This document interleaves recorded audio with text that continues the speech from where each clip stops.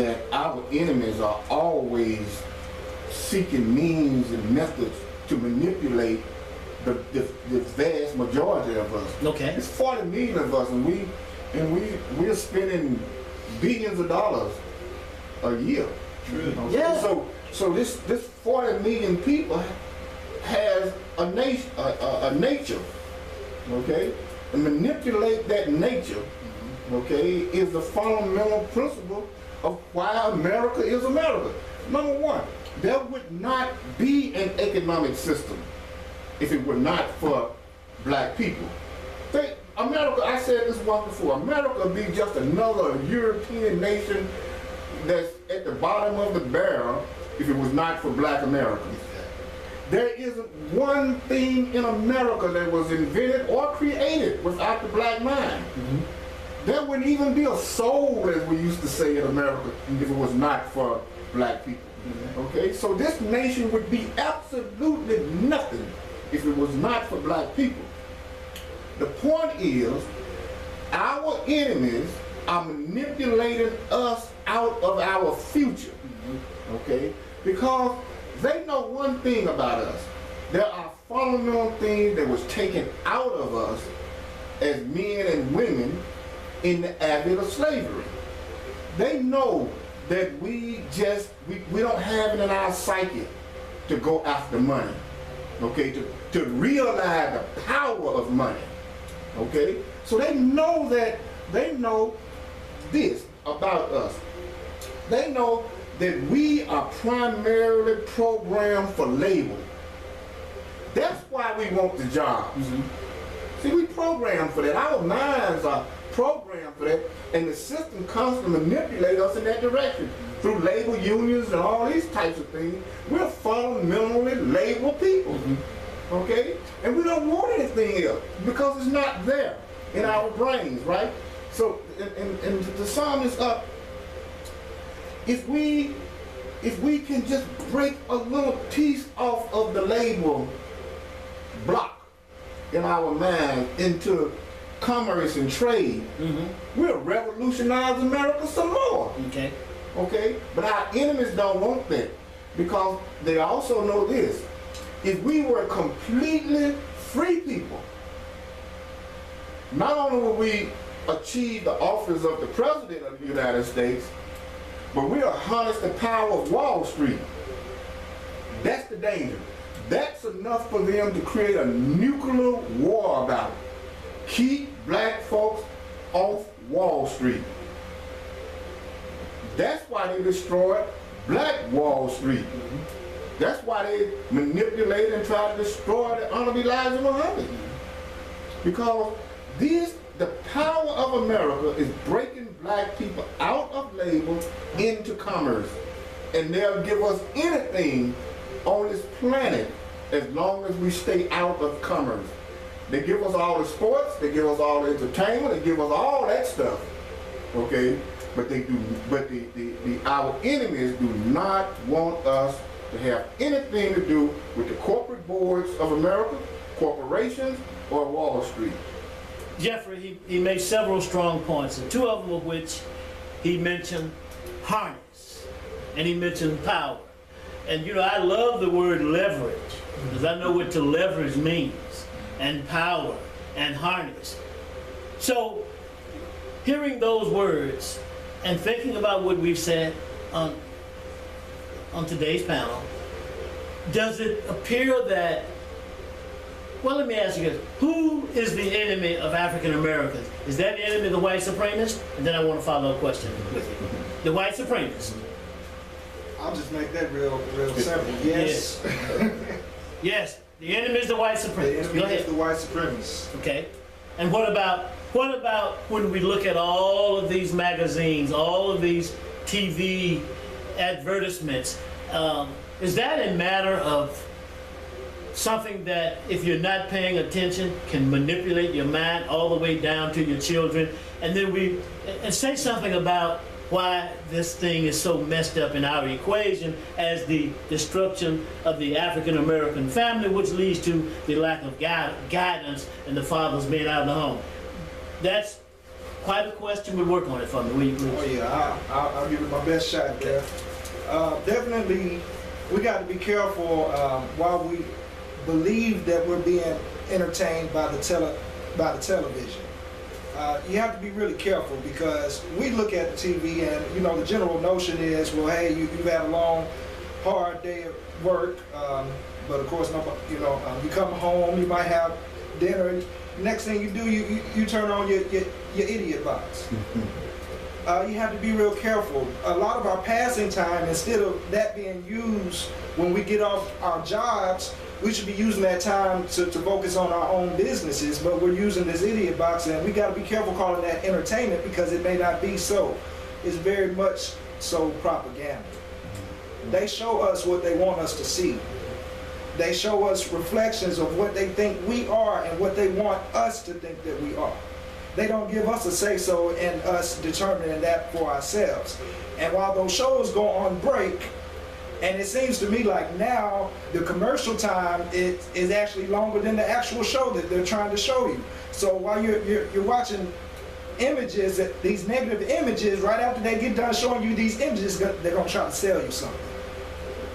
And nobody asks, well, most of these companies that advertise on TV, they're your Fortune 500 company. This is how we're spending our money and not being smart. That television is invading our home.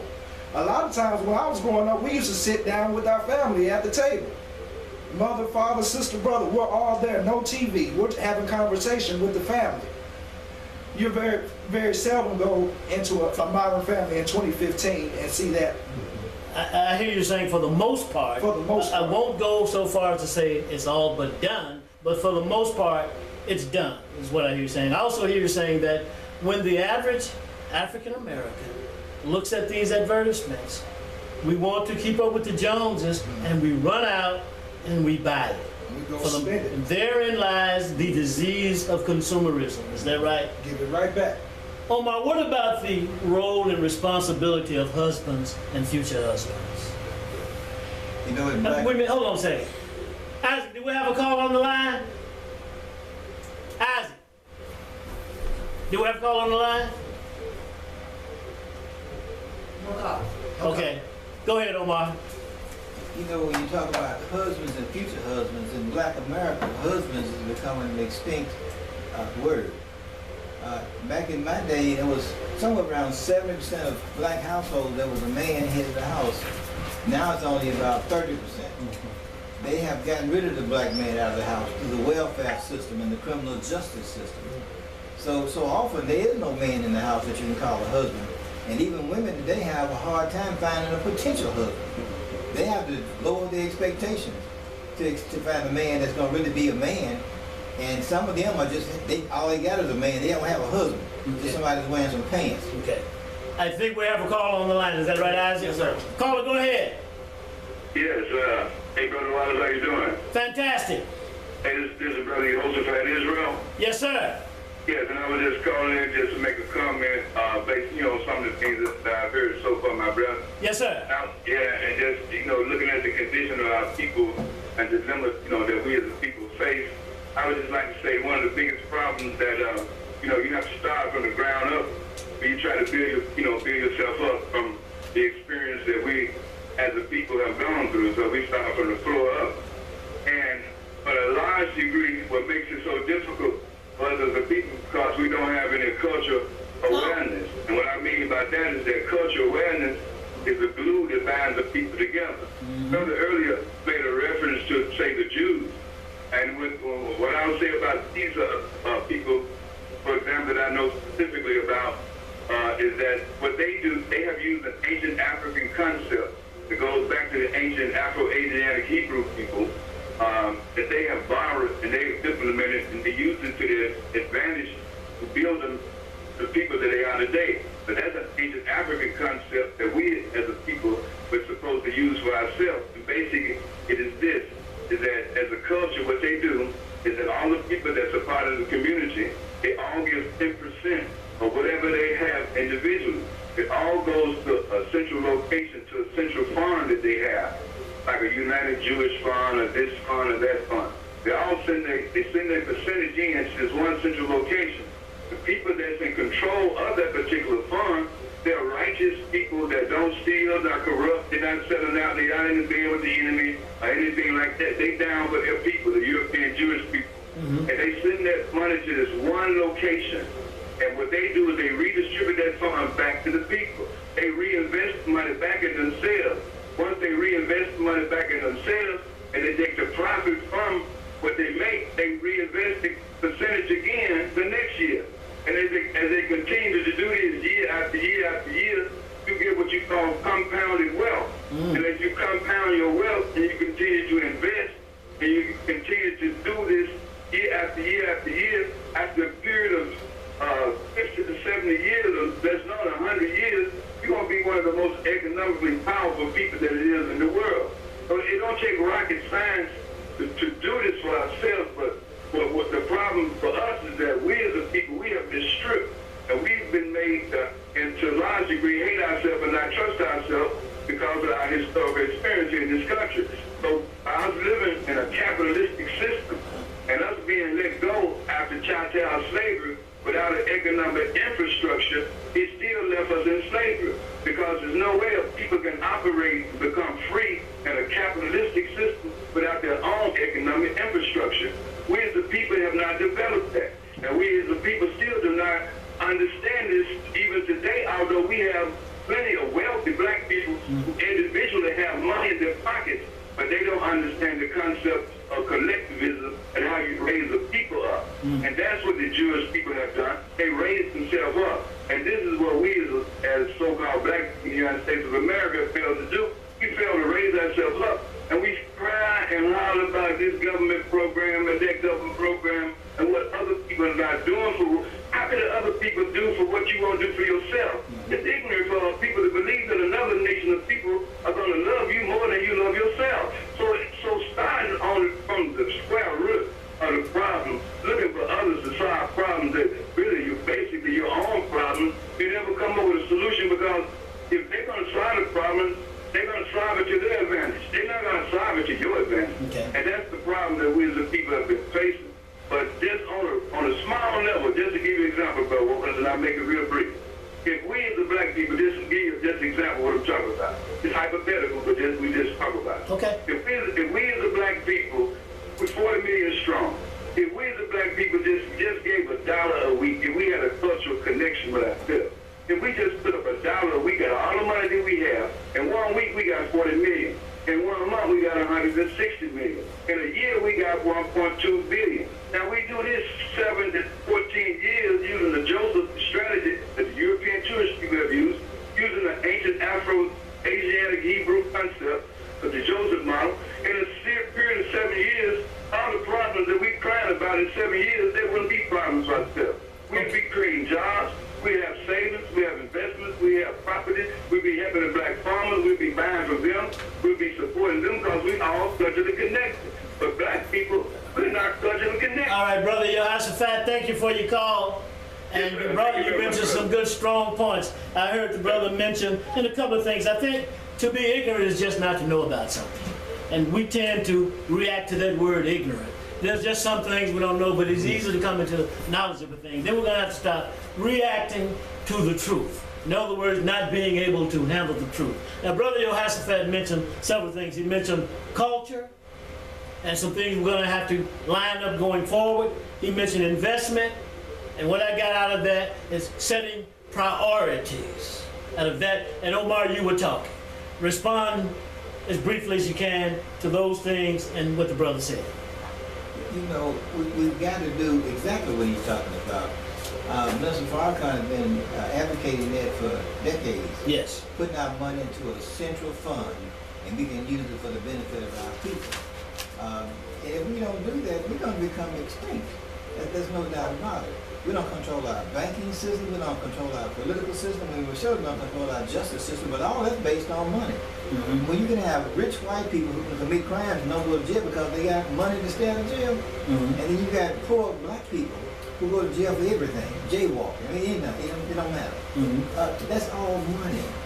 We've got to control our money. When I see these big mansions out in the suburbs, Look, we put them out there. That's our money that put them out there. If we could quit giving them our money, we could put our suburbs together and have our own people that living in those kind of homes. But we give our money away, and I'm sick of it. Okay, I understand. And there's something wrong with the people who carry on in this way. Is that right, Brother Tyloo? Absolutely. Absolutely. You know, when we think about a human being, we have to think about the fundamental building blocks that makes a human being, or that make a human being. Okay. Some of our building blocks are missing. Okay, so we can tie ourselves into somewhat of a mis-human being. We're not doing the things that other human beings are doing on this planet. We're missing these blocks. Okay, sure, we have to develop our cultural block. Okay, our economic block, social blocks. We have all kinds of blocks We need to missing. Yeah, Yes. that we need to build on, and then we have the trade and commerce block that we need to just create. Okay, we're running short on time.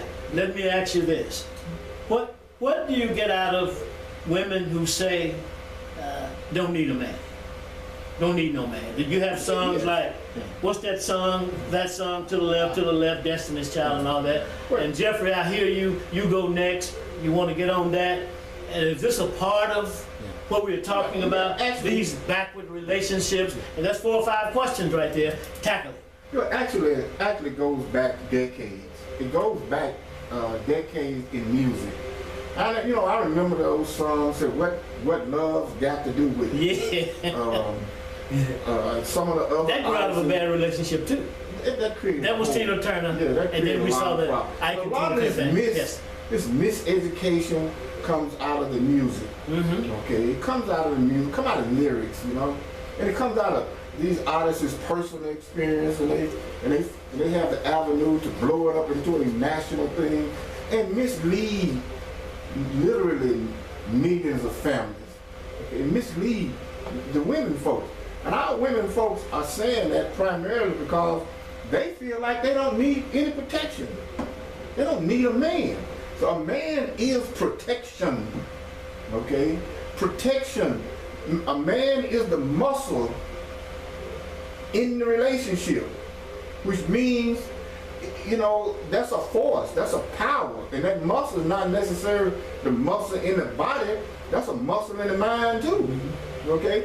And so mental muscle. Yes. So what we have is, quickly, we have a misconception. We have a misunderstanding. And our women folks, as they apply their logic and theory towards what a man really is. Okay, so the bottom line is that when our enemies attack us, what does the woman do? Okay? What is it? She has to find something to fall back behind, because as you remember, Pharaoh killed the male child and let the woman child live. That's right. Okay? Which simply means that women are primarily harmless. And we see this throughout history, and this is what we're looking at today. It's the human being. Look, we're getting to be short on time. 10 minutes left. The number to call, we have 10 minutes left. 327-3400, area code 901. 327-2500. Jeffrey, speak on that question of relationships, family, home, marriage, husband and wife, children. Speak on that issue for us, if you will. I just feel like there's a divide in the black community between the black male and the black female, and this is just a simple result of our encounter with the white supremacists as well, because they destroyed our family. As my brother was just saying, that our women are looking for protection. Now you say they destroyed our family, but at this point, have we accepted it? As men, have we accepted it? I haven't accepted. You haven't accepted. But the reality of the situation is, I like that. Yeah, that's right. We're gonna go around the table then. Come on, Jeffrey. the reality of the situation is we have in